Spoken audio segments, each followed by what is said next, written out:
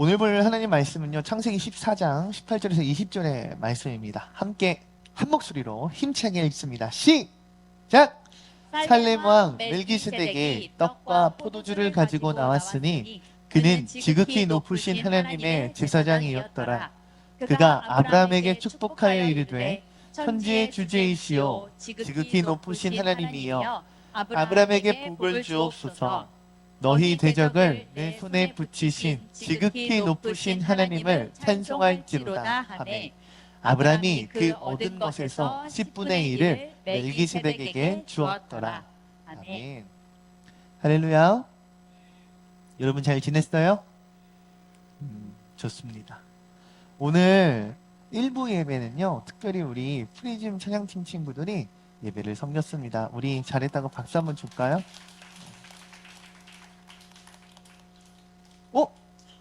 명언이 왜 안 왔어? 안에 프리즌트 입고 있는 것 같은데?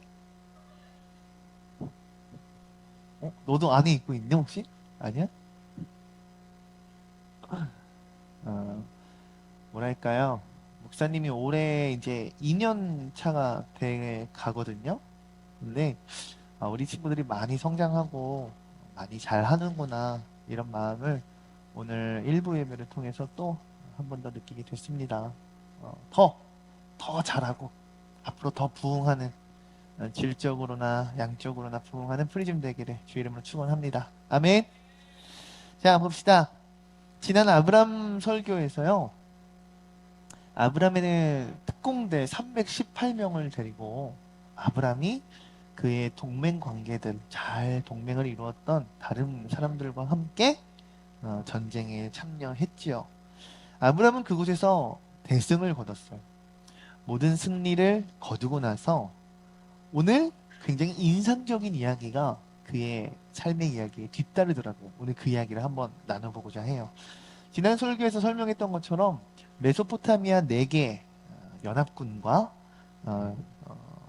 그쵸, 메소포타미아 4개의 연합군과 가나안 나라의 5개의 나라가 함께 연합해서 메소포타미아 지역, 가나안 지역, 지역으로 따지자면 가나안이란 땅덩어리, 북지방과 남지방이 함께 전쟁을 했거든요.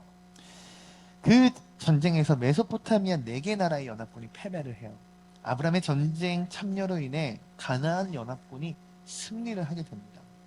창세기 14장 17절을 가나안과의 전쟁에서 패배한 소돔의 왕이 등장해서 전쟁에서 복귀하는, 전쟁에서 돌아오는 아브라함을 맞이하기 위해 나아갑니다. 왕의 골짜기라 하는 곳에서 아브라함을 맞이하는데요. 그때 18절의 말씀을 보면 상징적이고 중요한 한 사람이 등장합니다. 우리 18절 말씀을 우리말 성경으로 한번 읽어볼게요. 읽습니다. 시작! 그때 살렘 왕 멜기세덱이 빵과 포도주를 갖고 왔습니다. 그는 지극히 높으신 하나님의 제사장이었습니다. 아멘. 어떤 사람이 지금 등장하고 있어요? 예, 살렘 왕 멜기세덱이라 하는 한 사람이 등장을 합니다. 어디 사무실에서 누군가가 세대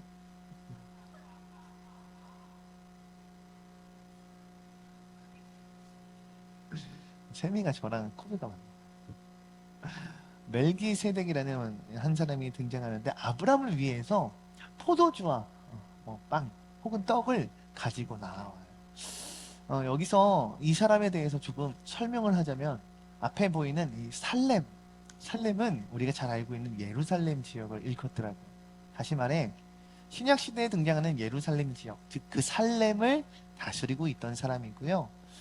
아브람 시대 당시 이 예루살렘은 가나안 남쪽 지역에 있었어요. 다시 말해 이 살렘 왕 멜기세덱은 그가 등장하는 배경으로 봐서는요, 아직까지는 가나안 땅에 거하고 있었던, 가나안 땅의 한 지역을 다스리고 있었던 사람이라는 거예요. 어쨌든 살렘을 다스리고 있었던 멜기세덱 왕이 아브라함의 승전보를 축하하며 포도주와 빵을 가지고 아브라함 앞에 나아옵니다. 그런데 18절 후반절을 보면요, 이렇게 적혀 있어요. 그는 지극히 높으신 하나님의 제사장이었습니다. 할렐루야. 멜기세덱은 가나안 땅에 거주하고 가나안 땅 지역인 살렘을 통치하는 왕이었지만 그는 하나님을 찬양하고 하나님을 예배하는 제사장이었다라고 성경은 우리에게 증거하고 있어요. 궁금하지 않아요? 가나안 땅에 살고 있던 사람, 더군다나 그 지역을 다스리는 왕인데 하나님을 예배하고 하나님께 제사를 드리는 제사장이었다라는 것. 목사님도 궁금해서 주석을 막 찾아봤거든요. 했더니 이런 뜻이 있더라고요. 멜기세덱의 이름 뜻에는 나의 왕은 의로우시다 라는 뜻이 있어요. 따라해 봅시다. 나의 왕은, 목소리밖에 안 납니까? 나의 왕은 의로우시다. 멜기세덱은 하나님께 뭐 선택받거나 하나님의 뭐 어떠한 과정이 있었다라는 것이 전혀 성경에는 등장하지 않거든요. 그러니까 뭐 출애굽 민족처럼 하나님이 택하시고 하나님이 역사하시고 하나님이 뭐 붙드시고 이끄셨다 이런 사람이 아닌데 가나안 땅에 사는 그가 나의 왕은 의로우시다라는 하나님을 섬기는 그런 사람이래요. 그저 가나안 땅에 살고 있었던 이방인이란 말이에요. 그럼에도 불구하고 그는 누구였는가? 하나님을 예배하고 하나님을 제사하길 원하는 하나님을 찬양하는 제사장이었어요. 그런 멜기세덱의 이름은 의의 왕. 앞에 붙는 살렘이라는 뜻, 예루살렘의 살렘이라는 뜻을 봤더니요. 이런 뜻이 있네요. 평화의 왕이라는 뜻이 있어요. 다시 말해 아브라함의 앞에 떡과 포도주, 빵과 포도주를 들고 아브라함을 환대하며 환영하는 멜기세덱을 통해서 우리는 무엇을 발견할 수 있는가? 의의 왕이요 평화의 왕이라는 이런 메시지를 발견할 수 있어요. 조금 어려울 수 있고 조금 고차원적이긴 한데요. 오늘 멜기세덱은 우리에게 무엇을 나타내고 있는가? 이렇게 정리할 수 있어요. 의의 왕이시요 평화의 왕이 되시는 그리스도의 예표가 됩니다. 할렐루야. 다시 말해서 가나안 땅의 살렘이란 지역을 다스리고 있었던 멜기세덱이라는 왕이 등장하는데 이 왕은 다시 말해 누구를 드러내고 있는가? 2000년 이후에 등장할 예수 그리스도의 모습을 오늘 우리에게 구약 성경에서 예표로 예로서 우리에게 먼저 나타나고 드러내고 있다라는 사실이에요. 할렐루야. 우리 히브리서 7장 1절에서 3절 말씀 읽도록 합니다. 읽습니다. 시작. 이 멜기세덱은 살렘 왕으로 지극히 높으신 하나님의 제사장입니다. 그는 왕들을 이기고 돌아오는 아브라함을 만나 축복했습니다. 아브라함은 모든 것의 10분의 1을 그에게 주었습니다. 그의 이름의 뜻은 첫째로 의의 왕이고 다음으로 살렘 왕, 곧 평화의 왕입니다. 그는 아버지도 없고 어머니도 없고 족보도 없습니다. 생애의 시작도 없고 생명의 끝도 없지만 하나님의 아들을 닮아 항상 제사장으로 있습니다. 아멘. 할렐루야. 히브리서 7장의 말씀을 보면 멜기세덱에 대해서 아예 따로 기록을 하고 있어요. 근데 말씀을 쭉 보니까 뭐라고 되어 있어요? 그는 아버지의 족보도 없고 어머니의 족보도 없다. 그는 생애의 시작도 없고 이미 그의 생명은 하나님의 아들을 닮아 항상 제사장으로 있다라고 기록되어 있어요. 할렐루야. 멜기세덱은 가나안 땅에 살고 있었던 이방인이었지만 다시 말해 우리가 히브리서와 연결되는 말씀을 보았더니 그리스도를 나타내고 있다라는 것을 알 수 있어요. 그는 이미 의의 왕이요 평화의 왕이라고 기록되어 있습니다. 히브리서 7장 24절 25절 우리 두 말씀도 한번 읽어볼게요. 시작. 그러나 예수께서는 영원히 사시는 분이시므로 제사장직을 영원히 누리십니다. 그러므로 예수께서는 자신을 통해서 하나님께 나아오는 사람들을 온전히 구원하실 수 있습니다. 그는 항상 살아계셔서 그들을 위해 중보 기도를 하십니다. 아멘. 히브리서 7장 11절 이하 말씀을 보면 아예 소제목으로 기록되어 있어요. 뭐라고 기록되어 있냐면 멜기세덱과 같은 예수라고 기록되어 있어요. 그러니까 다시 말해 목사님이 혼자 그냥 상상으로 야 멜기세덱이 예수님이야 라고 말하는 게 아니라 구약 성경에 나오는 멜기세덱이 지금 신약 성경의 히브리서에 뭐라고 기록되어 있다고요? 멜기세덱과 같은 예수라고 기록이 되어 있다라는 거죠. 저는 오늘 멜기세덱이 등장하면서 의의 왕이요 평화의 왕으로서 하나님을 예배하고 섬기는 제사장의 직분을 가지고 있는 그 모습이 그리스도와 같다라는 사실을 저와 여러분들이 알고 믿어야 할 줄로 믿습니다. 할렐루야! 우리 박수 3번 칩시다. 박수 3번 시작! 한 번 더 시작! 좋아요. 2000년 이후에야 이 땅에 실제로 등장하시는 그리스도의 모형이 되었던 그리스도의 예표가 되었던 멜기세덱을 통하여 우리는 무엇을 발견할 수 있는가? 첫 번째, 아브라함의 그 헌신과 수고, 아브라함의 그 특공대를 통하여 룻을 다시 찾아왔던 그 모습에 대해서 하나님께서 기뻐하시고 하나님께서 아브라함을 사랑으로 말하는 사실이에요. 여러분, 이것이 여러분들에게 위로가 되었으면 좋겠고 힘이 되었으면 좋겠고 여러분들의 믿음에 참된 힘이 되었으면 좋겠습니다. 아, 그렇구나. 내가 믿음의 선한 싸움을 싸워야 할 이유가 무엇인가? 나의 아버지 되시는 하나님께서 나를 위하여 사랑으로 의의 왕이요 평화의 왕인 그가 나의 삶 가운데 수고하였다. 나의 사랑하는 자녀들아라고 두 팔 벌려 나를 사랑으로 맞이하시는 그 모습이 분명히 성경에 기록되어 있다는 사실. 여러분, 아브라함은 그러한 멜기세덱 왕, 제사장, 그리스도의 예표가 되는 그 왕 앞에 어떤 모습으로 나아갈까요? 우리 14장, 창세기 14장 19절에서 20절 말씀 함께 읽어봅니다. 시작! 멜기세덱이 아브람을 축복하며 말했습니다. 하늘과 땅의 창조자인 지극히 높으신 하나님 아브람에게 복을 주시길 빕니다. 당신의 적들을 당신 손에 넘겨주신 지극히 높으신 하나님께 찬양하시오. 아브람은 갖고 있는 모든 것에서 10분의 1을 멜기세덱에게 주었습니다. 아멘. 아멘. 멜기세덱이 19절을 보았더니 하늘과 땅의 창조자인 지극히 높으신 하나님 아브람에게 복을 주시길 빕니다 라고 아브람을 향하여 축복하고 있는 것을 볼 수가 있어요. 마치 아까 읽었던 히브리서에 예수님께서 우리를 위하여 기도하시며 중보하신다는 그러한 맥락과 같은 것 같아요. 하나님이 아브람에게 축복을 주시는 가운데 아브람은 그 축복을 향하여 어떤 화답을 하는가? 20절을 보았더니 아브람은 갖고 있는 모든 것에서 10분의 1을 멜기세덱에게 주었습니다 라고 고백하고 있어요. 여러분, 오늘 말씀 제목과 같이 아브라함의 10분의 1을 우리가 생각해 보길 원해요. 여러분, 11조 헌금하는 친구들이 있어요?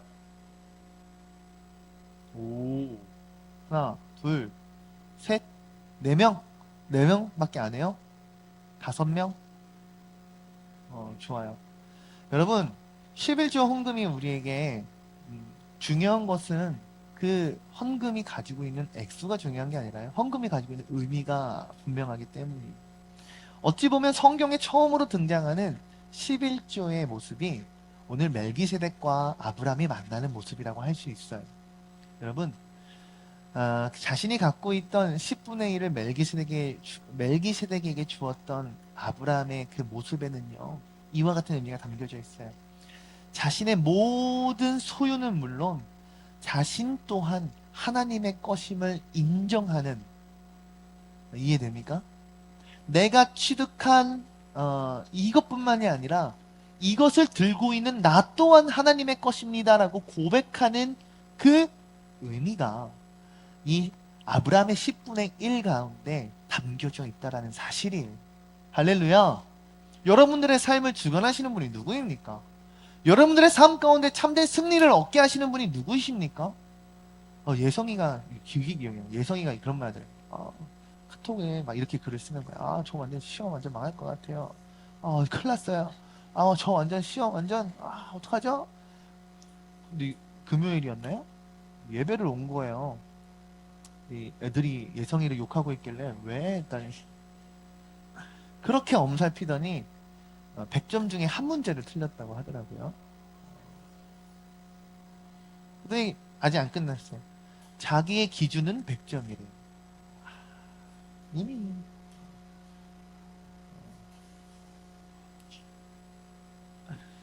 근데 그 기준에 100점이든 98점이든 채우시는 분이 누구이신가? 뭐 다시 말해 여러분들 추석 때 용돈을 주는 사람들이 있으면 받는 사람들이 있고 그런 거 아닙니까? 용돈이 만약 들어왔어요. 내 인생에서 내가 생각지 못했던 용돈을 받았다고 해봅시다. 근데 그 용돈을 주는 사람은 할머니가 될 수 있고 할아버지가 될 수 있고 내 가족이 될 수 있지만 그 가운데 정말 용돈을 줄 수 있게끔 하나님이 인도하셨고 정말 하나님이 감동을 주셔서 이렇게 주셨구나, 하나님이 나한테 이런 축복을 주시는구나라고 고백을 한다라는 것이 우리의 삶 가운데는 굉장히 중요한다라는 거죠. 다시 말해 아브라함은 특공대를 키웠던 것도 아브라함이에요. 함께 여러 국가와 여러 동맹을 맺었던 민족들과 함께 전쟁에 참여할 수 있었던 것도 아브라함의 노력과 아브라함의 애씀이 있었기에 가능한 거예요. 하지만 중요한 것은 자신의 노력, 자신의 준비, 자신의 관계, 이 모든 것 안에는 하나님의 도우심, 하나님의 보호하심, 나의 삶을 하나님이 이끄신다라는 믿음이 아브라함에게 있었다라는 거죠. 승리하게 하신 이가 즉 누구라는 거예요? 내가 잘했기 때문에, 내가 준비를 했기 때문에, 내가 싸워서 이겼기에 승리한 것보다 하나님이 이 모든 것을 승리케 하셨습니다. 하나님이 나를 이곳까지 인도하셨습니다. 하나님이 나의 모든 것을 취하게 하셨습니다. 할렐루야. 이와 같은 고백이 그의 삶에, 그의 취득한 것에 10분의 1에 있다라는 사실이라고요. 여러분들의 삶을 누가 주관하십니까? 여러분들이 매일과 같이 숨 쉬는 것, 여러분들의 심장이 팔딱팔딱 뛰는 것, 여러분들이 매일과 같이 음식을 먹을 수 있는 것, 누구의 은혜입니까? 여러분, 사람이란 생물은요, 재밌어요. 정말 모든 것을 다 할 수 있지만, 심장이 멈추면 모든 것을 할 수 없게 돼요. 그 심장이 뛰는 것이 누가 뛰게 하시냐고요. 그냥 저절로 뜁니까? 그냥 태어났기 때문에 사는 겁니까? 아니에요, 여러분. 하나님이 주관하시고 하나님이 역사하시고 하나님이 여러분들의 생명을 이어가신다라는 사실을 우리는 깨달아야 할 줄로 믿습니다. 아브라함은 이미 이전에 그것을 깨달았기에 자신의 모든 것을 하나님께 내어드릴 수 있는 10분의 1, 이 11조의 믿음을 보이실 수 있었습니다. 저는 여러분들의 인생 가운데 진정한 참된 승리가 있었으면 좋겠어요.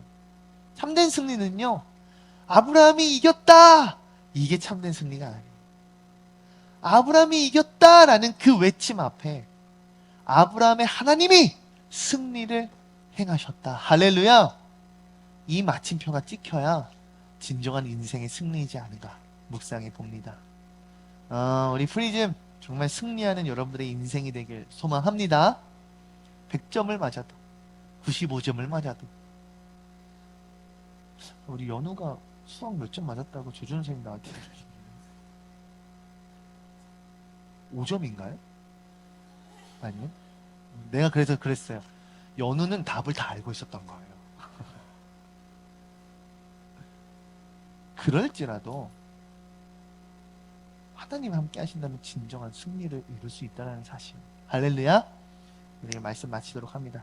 14장 21절, 24절 말씀 마지막으로 읽기를 원해요. 시작! 소돔 왕이 아브라함에게 말했습니다. 백성들은 내게 돌려주고 물건들은 그대가 가지시오. 그러나 아브라함은 소돔 왕에게 말했습니다.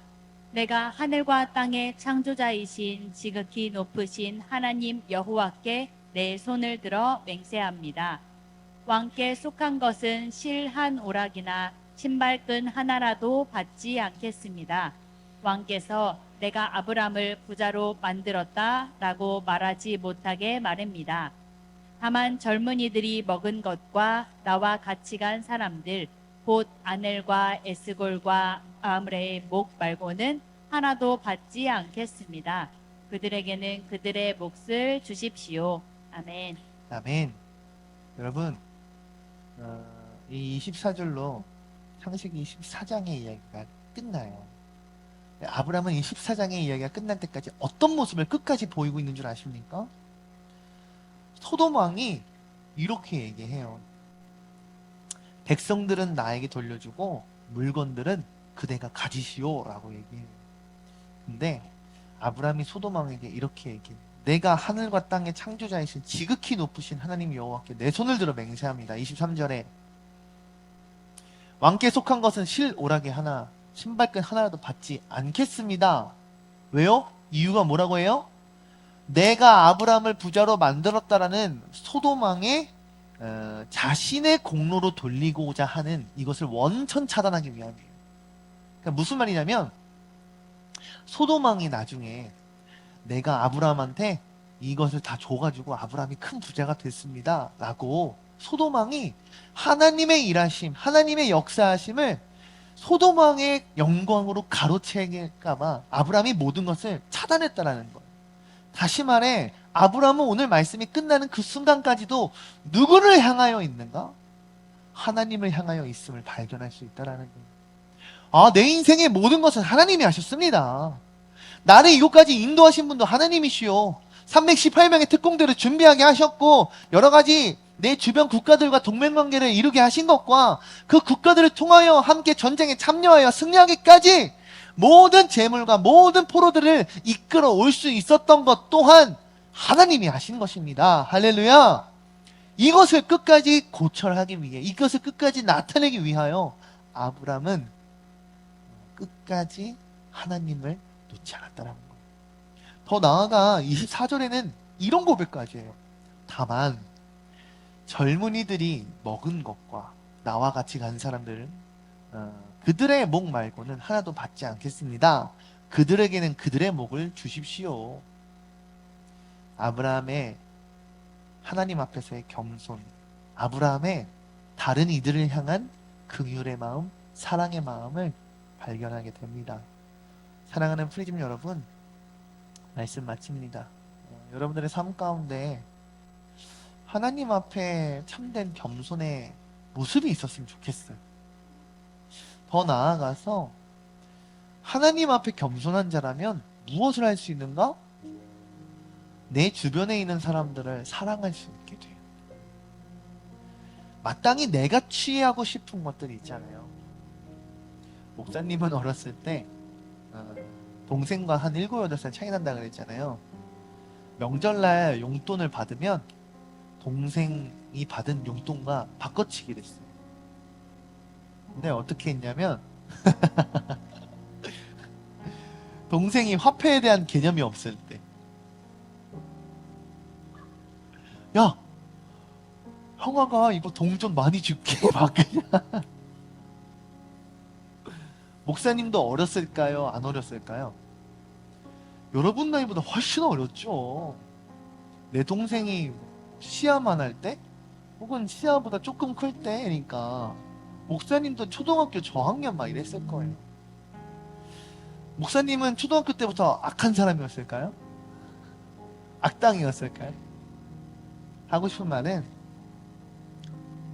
사람은 나이에 관계없이 사회적인 위치에 관계없이 모두가 다 악한 마음이 있어요.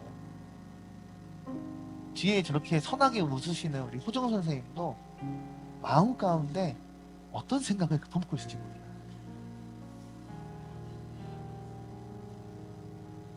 두 살밖에 안 된 저희 시아도요. 어제 저한테 여기를 핥혀가지고 얼마나 따가운지 모르겠지.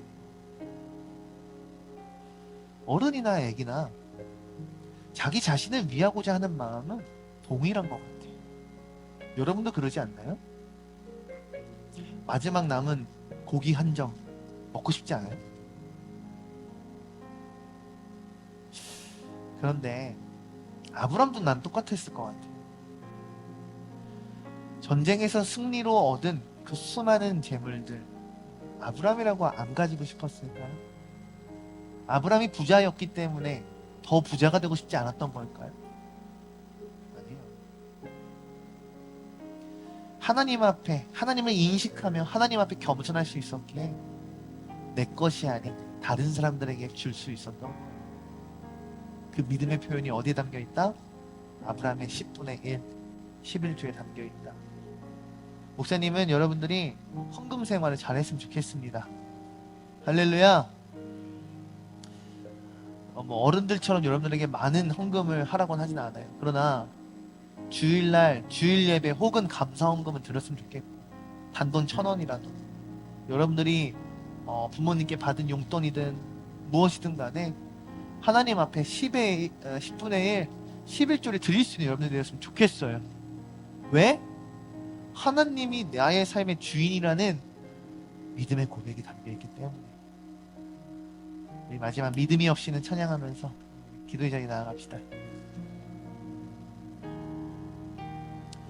함께 고백합시다. 주님 제 마음이, 주님 제 마음이 너무 둔해서 주님을 볼 수 없습니다.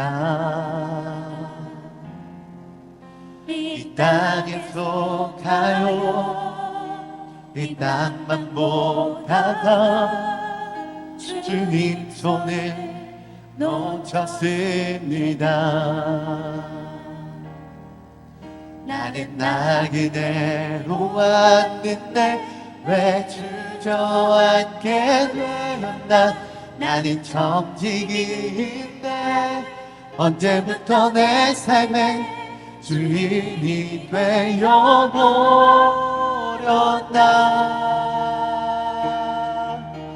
믿음이 없이는 기쁘시게 못하다니. 고된 수고도 다 못된 뿐이라. 믿음이 없어서 무너진 삶의 모든 자리에 다시 주님을 기다립니다. 믿음이 없이는 기쁘시게 못. 주를 찾는 자 반드시 만나리. 믿음 없이는 없어서 무너진 삶의 모든 자리에 다시 주님을 기다립니다. 이 시간 함께 기도하기 원합니다. 하나님, 나에게 정말 참된 믿음이 있습니까? 하나님, 내 삶을 안위하고 영위하고 계시고 하나님 내 삶을 이끄신다는 믿음이 있습니까? 아브라함은 자신의 특공대를 통하여 참된 승리의 그 전쟁의 종결을 알렸음에도 불구하고 모든 그 과정과 모든 그 순간의 영광을 하나님께 올려드리고 있습니다. 그의 10분의 1의 그 고백의 믿음의 고백이 하나님 우리에게도 있기를 소망하오니 우리 프리즘 친구들의 믿음을 굳건한 믿음의 반석 위에 올려주시옵소서. 우리 아이들의 삶의 고백이 참된 주님의 하나님으로부터 하나님 안에서 울려 퍼질 수 있는 참된 믿음의 고백이 되게 하여 주시옵소서. 이 시간 주여 3번 부르짖고 함께 통성기도하며 나아갑시다. 주여.